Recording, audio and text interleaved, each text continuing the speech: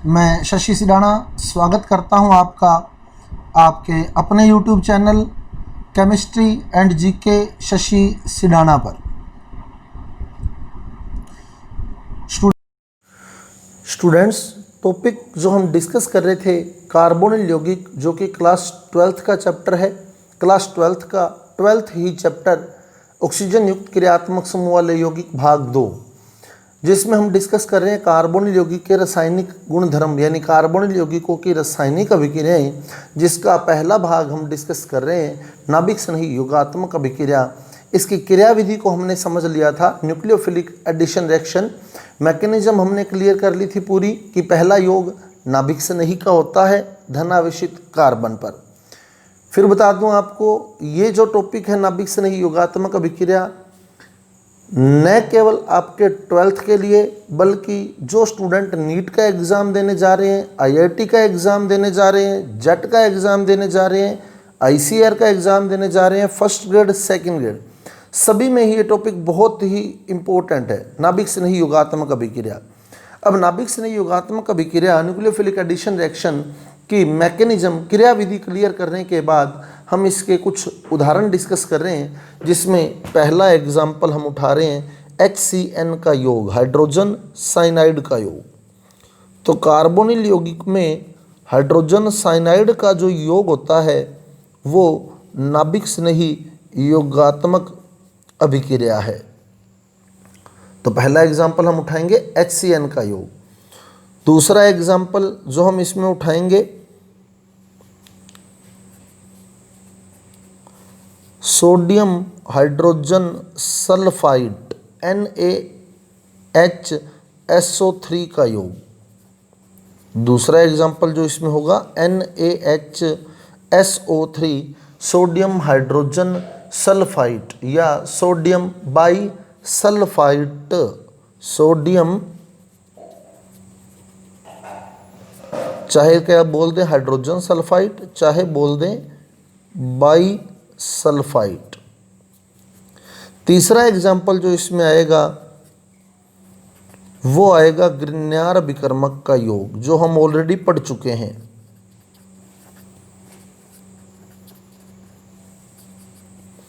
ग्रिग्नार विकर्मक का योग, तो इसको हम पूरी डिटेल में पढ़ चुके हैं, फिर भी इसको रिपीट कर लेंगे एक रिएक्शन से। ग्रिग्नार विकर्मक का योग। और चौथा एग्जाम्पल जो हम इसमें करेंगे वो करेंगे अल्कोहल का योग। अल्कोहल का योग। तो ये चार अभिक्रियाएं आज हम इसके एग्जाम्पल में करने वाले हैं। पहली HCN का योग, दूसरी सोडियम बाईसल्फाइड का योग, तीसरी ग्रिग्नार विकर्मक का योग और चौथी अल्कोहल का योग। अब पहली अभिक्रिया HCN का योग। तो कार्बोनिल यौगिक में जो क्रियात्मक समूह होता है वो CO प्लस HCN। वैसे तो ये पूरा मैकेनिज्म बता दिया था मैंने आपको HCN। अब H पर क्या है प्लस और CN पर क्या है माइनस। पहला योग किसका होगा CN माइनस का, क्योंकि पहला योग नाभिक स्नेही का होना है। तो मैं फिर निवेदन करना चाहूँगा, जिसने पिछला वीडियो नहीं देखा है उसका लिंक मैंने डिस्क्रिप्शन बॉक्स में दिया है, तो वहाँ से आप पहले पिछला वीडियो देखें तो आपको ये अभिक्रिया बहुत आसानी से क्लियर हो जाएगी, क्योंकि उसमें ये एग्जाम्पल देके मैंने मैकेनिज्म भी क्लियर करी है। तो CO प्लस HCN। अब योग कैसे होगा, जब भी इसको जोड़ना है तो डबल बॉन्ड को सिंगल करेंगे। सिंगल कैसे होता है, ये पाई बंद के इलेक्ट्रॉन O खींच जाता है, तो O पे माइनस और C पे प्लस आ जाता है। लेकिन अपने डायरेक्ट सोचें कि डबल जो है वो सिंगल हो गया, तो O पर माइनस आ गया, C पर प्लस आ गया, यानी एक बॉन्ड C का खाली है, एक बॉन्ड O का खाली है और O माइनस है, तो माइनस के साथ क्या जुड़ेगा, माइनस के साथ जुड़ेगा प्लस। तो HCN में प्लस कौन सा है H, तो यहाँ तो जुड़ गया H और यहाँ जुड़ जाएगा CN। तो इस प्रकार HCN का योग हो जाएगा, यहाँ जुड़ गया H और यहाँ जुड़ गया CN। तो इस प्रकार योग हो गया किसका HCN का। तो ये बन गया साइनोहाइड्रिन। जो उत्पाद बना उस उत्पाद को क्या बोलते हैं हम, साइनोहाइड्रिन। साइनोहाइड्रिन।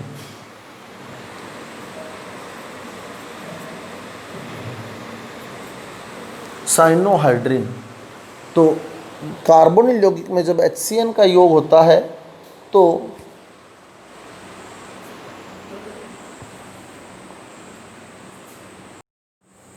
साइनोहाइड्रिन बनता है। कार्बोनिल यौगिक में जब HCN का योग होता है तो साइनोहाइड्रिन बनता है। अगर यहाँ हम एसिटल्डिहाइड ले लें, एसिटल्डिहाइड क्या होता है, यहाँ CH3 आ जाएगा और यहाँ H आ जाएगा, उससे फ़र्क नहीं पड़ता है, वो जो समूह लगाएंगे वो यहाँ शो कर देंगे, यहाँ CH3 आ जाएगा, यहाँ H आ जाएगा। अगर यहाँ एसीटोन ले लें तो यहाँ भी CH3 आ जाएगा, यहाँ भी CH3 आ जाएगा, उससे फ़र्क नहीं पड़ने वाला है। लेकिन अभिक्रिया कैसे हुई, मेन बात ये है। तो HCN का योग हुआ, O के साथ H जुड़ गया, C के साथ CN जुड़ गया, साइनोहाइड्रिन।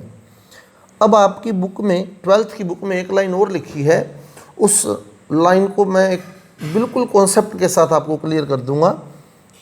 अगर आपने मेरे पिछले वीडियो देखे हैं तो आपको एक बार फिर अभिक्रिया का रट्टा मारने से मैं निजात दिलवा दूंगा। समीकरण का रट्टा, केमिस्ट्री सेकंड, बहुत से स्टूडेंट कहते हैं कि केमिस्ट्री सेकंड जो है बहुत हार्ड है, क्योंकि उसमें रासायनिक अभिक्रियाओं की क्रैमिंग करनी पड़ती है, रट्टा मारना पड़ता है।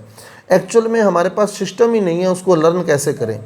इसलिए 90% स्टूडेंट, चाहे वो 12th में पढ़ रहे हैं, चाहे वो कंपटीशन की तैयारी कर रहे हैं, 90% स्टूडेंट ऐसे हैं जो ये कहते हैं केमिस्ट्री सेकंड हार्ड है। लेकिन एक रिएक्शन अब आपके सामने आ रही है, जो आपकी बुक में एक लाइन लिखी है और फिर उसका प्रोडक्ट बनाया हुआ है। अपने क्या है, डायरेक्ट प्रोडक्ट सोचते हैं, लेकिन अगर आपका बेस क्लियर है तो आप वो प्रोडक्ट बना कैसे वहाँ तक पहुँच पाएंगे।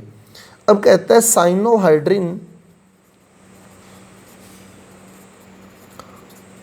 तनु अम्ल की उपस्थिति में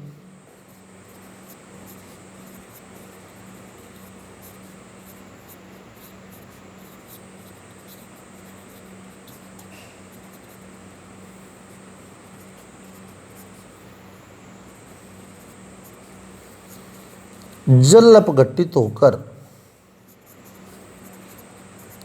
अब ये यहाँ पेंडिंग ही पड़ा है, आगे क्या बनता है वो अपने आप अपने को पता लगेगा।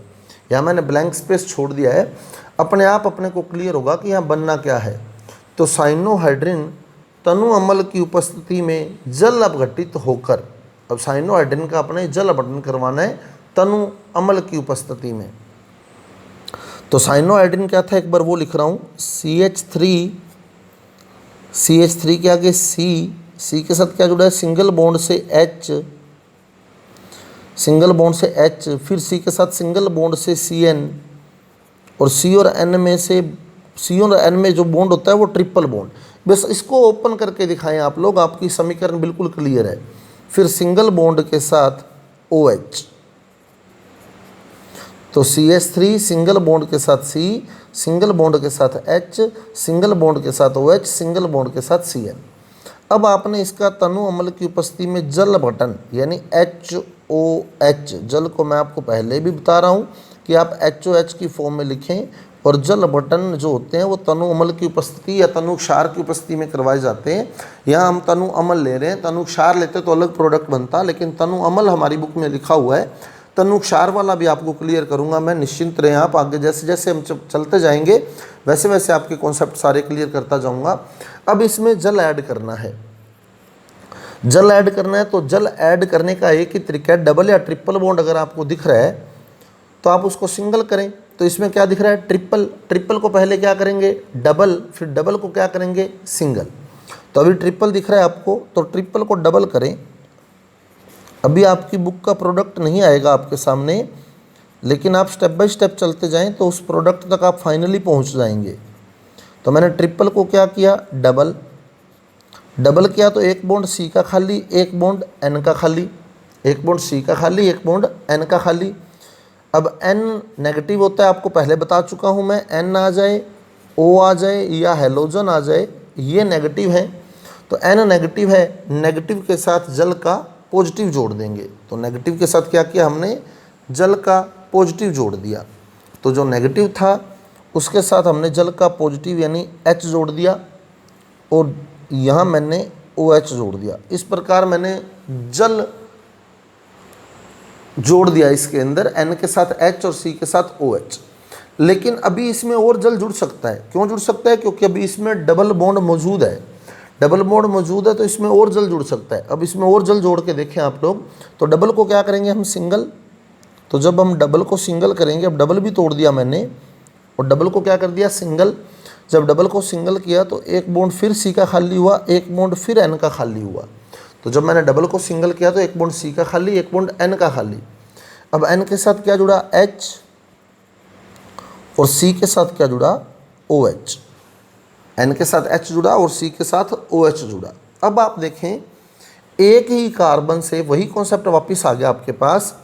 एक ही कार्बन से 3 नेगेटिव जुड़े हैं, OH भी नेगेटिव है, ये OH भी नेगेटिव है, ये NH2 भी नेगेटिव है। NH2 इकट्ठा सोचना इसको, NH2 ये भी नेगेटिव है।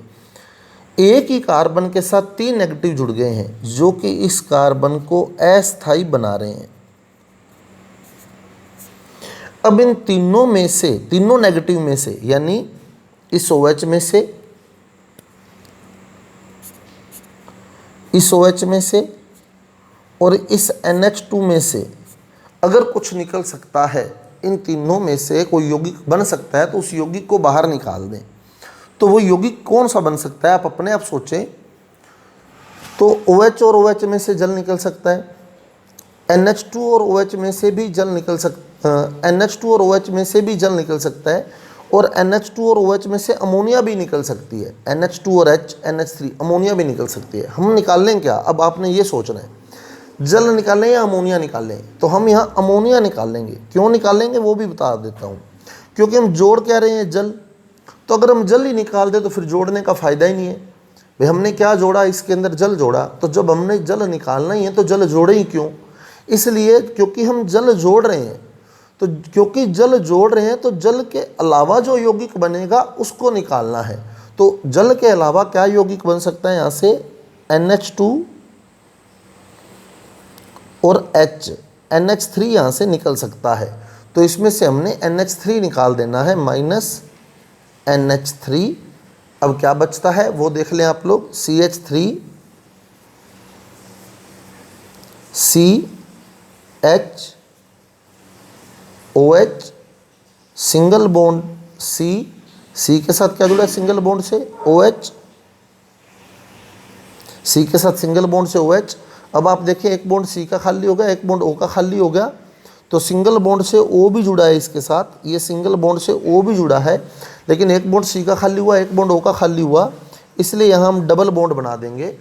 तो ये कार्बोक्सिलिक अम्ल बन गया, देखो COOH कार्बोक्सिलिक अम्ल। तो यहाँ क्या बन गया, कार्बोक्सिलिक अम्ल, जिसके ये कार्बोक्सिलिक अम्ल हो गया। तो ये वाला कार्बन अल्फा कार्बन हो गया, क्रियात्मक समूह के साथ वाला कार्बन अल्फा कार्बन। तो अल्फा स्थिति पर क्या लगा है OH, तो ये बन गया अल्फा हाइड्रोक्सी कार्बोक्सिलिक अम्ल। अल्फा हाइड्रोक्सी कार्बोक्सिलिक अम्ल, ये सूत्र है लैक्टिक अम्ल का, लैक्टिक अम्ल। इस प्रकार एसिटल्डिहाइड साइनोहाइड्रिन, एसिटल्डिहाइड साइनोहाइड्रिन पूर्ण जल अपघटित होकर लैक्टिक अम्ल बनाता है। अब आपकी बुक में सिर्फ यहाँ से ये बताया हुआ है, अब वो बना कैसे है वो सारा कॉन्सेप्ट आपके सामने है। ये स्टेप आपकी बुक में नहीं दिखाया हुआ, तो इससे सीधा ये बनाया हुआ है जल अपघटित कराकर। और हम क्या करते हैं, अब इसका रट्टा मारने का प्रयास करते हैं, तो वहाँ हम विफल हैं। आप लोगों ने जल जोड़ना है तो ट्रिपल को डबल करो, डबल को सिंगल करो, जल जोड़ो। तो यहाँ आप देखें साइनोहाइड्रिन तनु अम्ल की उपस्थिति में जल अपघटित होकर अल्फा हाइड्रोक्सी अम्ल बनाते हैं। ये आपकी बुक में लिखा हुआ है, अल्फा हाइड्रोक्सी अम्ल बनाते हैं। अब उम्मीद करता हूँ आपको ये लाइन समझ आई होगी, और मैं फिर निवेदन करूँगा कि रट्टा मत मारें, कृपया मेरे साथ जुड़े रहें। आपको एक एक अभिक्रिया आपके टिप्स पे कर दूंगा। तो अब अगली अभिक्रिया पर चलते हैं, NaHSO3 का योग। अब दूसरी अभिक्रिया आती है NaHSO3 का योग। तो कार्बोनिल यौगिक में जब NaHSO3 का योग करते हैं तो CO, चाहे वो एल्डिहाइड हो, एल्डिहाइड है तो यहाँ CH3 और यहाँ H आ जाएगा, कीटोन है तो यहाँ CH3, यहाँ भी CH3 आ जाएगा, प्लस NaHSO3। अब वही स्थिति, डबल बॉन्ड सिंगल बनेगा तो एक बॉन्ड O का फ्री हो जाएगा और एक बॉन्ड C का, यहाँ O नेगेटिव है और C पॉजिटिव है। O negative C positive. अब आप देखें इसमें से पॉजिटिव नेगेटिव कौन सा है, तो इसमें से कॉमन सी बात है कि Na पॉजिटिव है, Na प्लस है और SO3H माइनस है। Na प्लस है और SO3H माइनस है, तो Na तो जुड़ गया O के साथ, क्योंकि Na प्लस है तो O के साथ जुड़ जाएगा, और C के साथ जुड़ जाता है SO3H। पहले यही प्रोडक्ट बनता है, लेकिन हमारी बुक में ये प्रोडक्ट नहीं बताया हुआ। कौन सा प्रोडक्ट बताया हुआ है उसको भी क्लियर करें।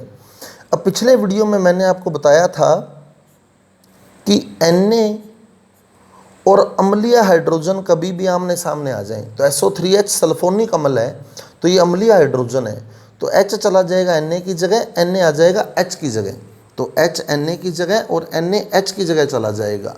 तो ये आपने एक्सचेंज करना है। यहाँ अम्लीय हाइड्रोजन और सोडियम कभी भी आमने सामने आ जाते हैं, तो Na को H की जगह ले जाओ और H को Na की जगह ले जाओ, तो प्रोडक्ट क्या बनेगा, C O के साथ क्या आ जाएगा H, और यहाँ जहाँ H था वहाँ क्या आ जाएगा Na। ये हमारी बुक के अंदर बताया हुआ है। एक्चुअल में फाइनली यही बनता है, लेकिन बीच में एक ये स्टेप मिस किया हुआ है हमारी बुक में, तो फाइनली यही बताया हुआ है। अपने को एग्ज़ाम में तो इससे सीधा यही बनाना है, इससे सीधा यही बनाना है, लेकिन रफ कॉपी में अपने को आना चाहिए भी प्रोसेस क्या चल रही है। अदरवाइज फिर रट्टा मारना पड़ेगा, रट्टा मारना पड़ेगा तो फिर अभिक्रियाएं नहीं तैयार होंगी आपकी। अब ये बना क्रिस्टलीय ठोस, ये जो योगोत्पाद बना है ये क्रिस्टलीय ठोस है, और बहुत ही इंपॉर्टेंट क्वेश्चन है कॉम्पिटिटिव एग्जाम के अकॉर्डिंग कि कार्बोनिल यौगिक किस अभिकर्मक से क्रिया करके क्रिस्टलीय ठोस योगोत्पाद देते हैं। तो NaHSO3 सोडियम बाईसल्फाइड या सोडियम हाइड्रोजन सल्फाइड से क्रिया करके कार्बोनिल यौगिक जो होते हैं वो ठोस योगोत्पाद देते हैं। अगली अभिक्रिया आती है ग्रिग्नार्ड अभिकर्मक का योग, जो आपको मैंने पूरी डिटेल के अंदर क्लियर की हुई है। इसमें हमने जो एग्जाम्पल लिखा था वो लिखा था ग्रिग्नार्ड अभिकर्मक का योग। तो अब तीसरी अभिक्रिया अगर अपने क्लियर करें ग्रिग्नार्ड अभिकर्मक का योग, तो ये मैंने आपको पूरी डिटेल में करवाई है। ग्रिग्नार्ड अभिकर्मक का योग ये पूरी डिटेल में आपको करवाई हुई है। फिर भी एक एग्जांपल देके फिर क्लियर कर देते हैं अपने। मान लो अपने को एसिटल्डिहाइड दे दिया गया, एसिटल्डिहाइड में ग्रिग्नार्ड अभिकर्मक जोड़ना है, तो एसिटल्डिहाइड क्या हो गया CH3CHO प्लस ग्रिग्नार्ड अभिकर्मक हो गया CH3MgBr। ये इसमें जोड़ना है। तो अब जोड़ने का तरीका वही है, ग्रिग्नार्ड अभिकर्मक कौन सा बॉन्ड तोड़ोगे, Mg और Br वाला बॉन्ड तो आयनिक है, तो C और Mg वाला बॉन्ड सहसंयोजक है, तो सहसंयोजक बॉन्ड टूटेगा। ये मैंने पहले वाले वीडियो में आपको क्लियर किया हुआ है। जिन्होंने पिछले वीडियो नहीं देखे हैं वो क्लियर करें, उन वीडियो उसको देखें फिर आगे चलें, तो बहुत ईजी हो जाएगा आपके लिए चैप्टर। तो Mg पे क्या आएगा पॉजिटिव और CH3 क्या होगा नेगेटिव। Mg पॉजिटिव हो गया, CH3 नेगेटिव हो गया। इधर क्या करेंगे हम लोग, डबल बॉन्ड को सिंगल कर देंगे, क्योंकि इसको उसमें ऐड करना है। तो डबल बॉन्ड को हमने क्या किया, सिंगल कर दिया। तो एक बॉन्ड C का फ्री, एक बॉन्ड O का फ्री। अब O नेगेटिव है, तो नेगेटिव के साथ ग्रिग्नार्ड अभिकर्मक का पॉजिटिव यानी MgBr जुड़ गया, और पॉजिटिव के साथ ग्रिग्नार्ड अभिकर्मक का नेगेटिव यानी मैथिल समूह जुड़ गया। तो इस प्रकार ये योगोत्पाद जो होता है वो नाभिक स्नेही योगात्मक अभिक्रिया से बनता है। अब ग्रिग्नार्ड अभिकर्मक की अगर पूर्ण अभिक्रिया करवानी है तो आगे इसका जल अपठन करवाते हैं, तो HOH H+। अब वही बात, O और Mg वाला बंध आयनिक है, C और O वाला बंध सहसंयोजक है।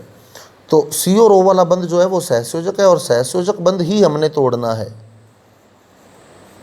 तो ये बंध हमने तोड़ दिया, C और O वाला बंध। अब जो जो बॉन्ड फ्री हुए वो दिखा दें, CH3H ये बॉन्ड फ्री हो गया, प्लस MgBr आगे क्या जुड़ा है O, ये बॉन्ड फ्री हो गया। अब आप जल का योग कर रहे हैं तो जल का सूत्र HOH। अब O के साथ क्या जोड़ेंगे जल का H, और यहाँ क्या जोड़ेंगे जल का OH। तो इस प्रकार हम देख रहे हैं अल्कोहल बनी है, और OH जिस कार्बन से जुड़ा है वो आगे 2 कार्बन से जुड़ा है।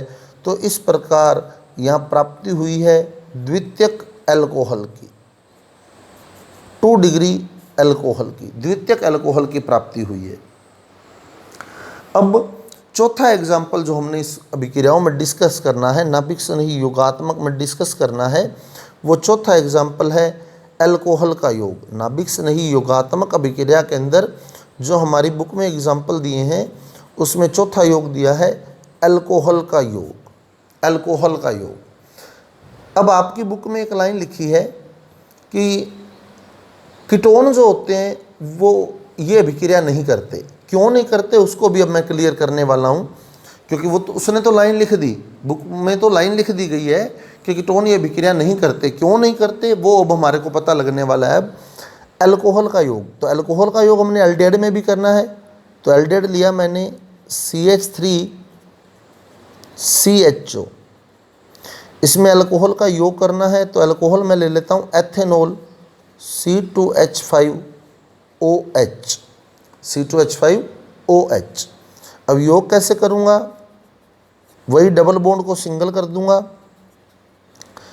एक बॉन्ड C का फ्री हो जाएगा और एक बॉन्ड O का फ्री हो जाएगा। जो C और O में डबल बॉन्ड था उसको मैंने सिंगल कर दिया, तो एक बॉन्ड C का फ्री हो गया, एक बॉन्ड O का फ्री हो गया। अब अल्कोहल में H पॉजिटिव है और O नेगेटिव है, तो जो H पॉजिटिव है, पॉजिटिव तो O के साथ जुड़ जाएगा और नेगेटिव O है, O के आगे जुड़ा है C2H5। तो इस प्रकार हमने C2H5OH का योग कर दिया इसके अंदर, ये बन गया Hemy acetal, Hemy acetal. Aldehyde में जब अल्कोहल का योग होता है तो हेमी एसीटेल बनता है। अब अगर एक अणु और लूँ मैं अल्कोहल का, यहाँ C2H5OH, तो अब क्या होगा, यहाँ से जल निकल जाएगा HOH, यहाँ से जल निकल जाएगा HOH, और प्रोडक्ट क्या बनेगा CH3CHOC2H5, और यहाँ भी क्या जुड़ा, जल निकल गया, ये बॉन्ड खाली हो गया और बचा क्या OC2H5, ये बना एसीटेल। तो एल्डिहाइड जो होता है अल्कोहल के 1 मोल से क्रिया करके हेमी एसीटेल बनाता है। ये जैव अणु चैप्टर मैंने करवाया है, उसमें भी हमने पढ़ा है ग्लूकोज की चक्रीय संरचना जब बनती है तो उसमें भी एल्डिहाइड अल्कोहल से क्रिया करता है, हेमी एसीटेल बनता है। तो ग्लूकोज की चक्रीय संरचना का निर्माण भी हेमी एसीटेल बनने के कारण ही होता है, क्योंकि ग्लूकोज में क्रियात्मक समूह एल्डिहाइड है, क्रिया अल्कोहल से होती है, हेमी एसीटेल बनता है। अगर अल्कोहल का एक अणु और ले लें तो एसीटेल बनेगा।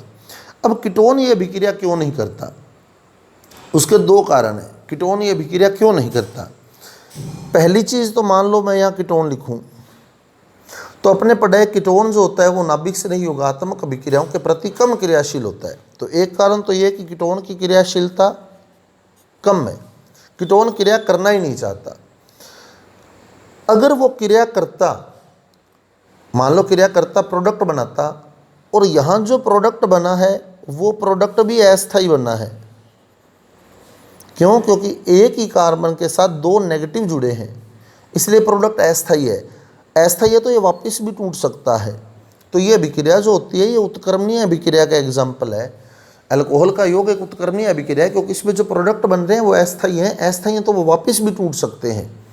क्लियर, तो ये उत्क्रमणीय अभिक्रिया है। अब 2 बातें आ गई, एक तो कीटोन खुद ही कम स्थायी था, क्रिया करना ही नहीं चाहता था, क्रिया करता लेकिन अगर प्रोडक्ट स्थायी बनता तो हो सकता है वो क्रिया कर जाता। इसमें प्रोडक्ट क्या बना, अस्थायी, तो अस्थायी प्रोडक्ट बना, इसलिए तो वो बिल्कुल ही क्रिया नहीं करेगा। अतः कीटोन ये अभिक्रिया नहीं दर्शाता, एथेनॉल के साथ ये अभिक्रिया नहीं दर्शाता। लेकिन कीटोन विशेष परिस्थिति में अल्कोहल के साथ क्रिया करता है। कब, जब चक्रीय उत्पाद बने।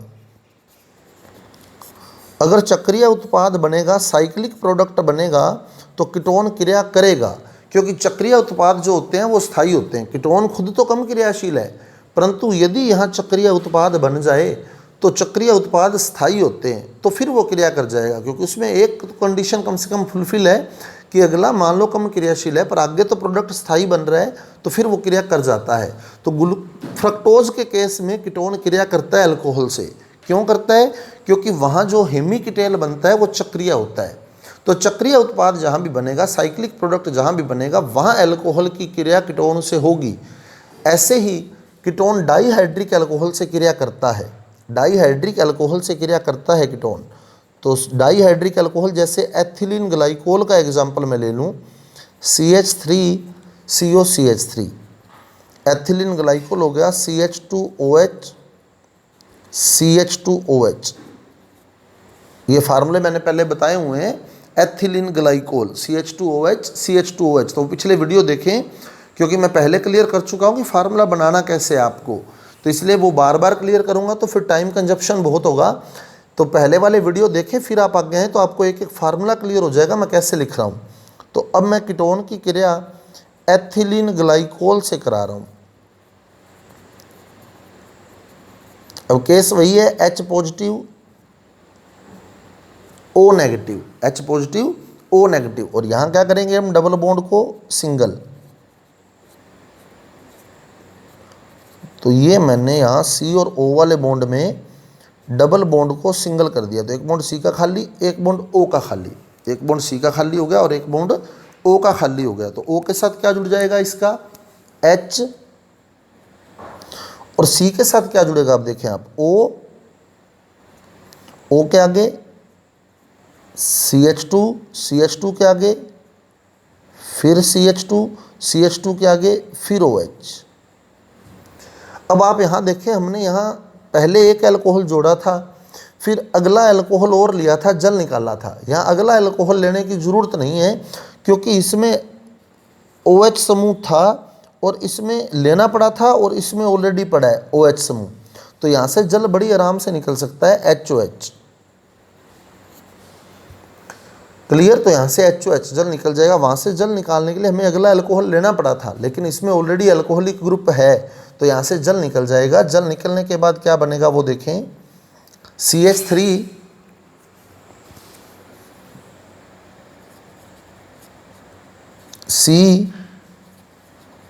CH3O के आगे CH2 के आगे, फिर CH2 के आगे O और O के आगे C।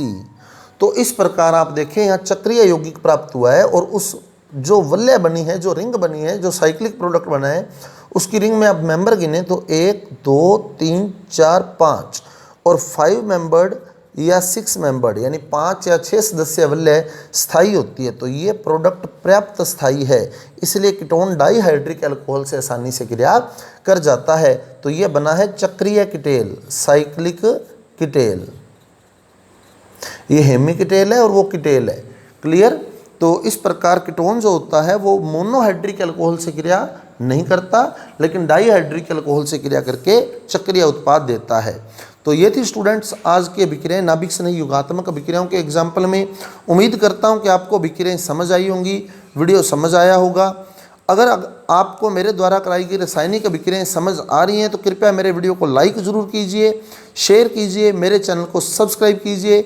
इसी तरह मैं आगे की अभिक्रियाएं भी आपको करता रहूँगा, और इस अवधारणा का अंत कर देंगे हम कि रासायनिक अभिक्रियाओं की क्रमिंग करनी पड़ती है, रट्टा मारना पड़ता है। तो जुड़े रहें हमारे साथ अगले वीडियो के लिए। धन्यवाद।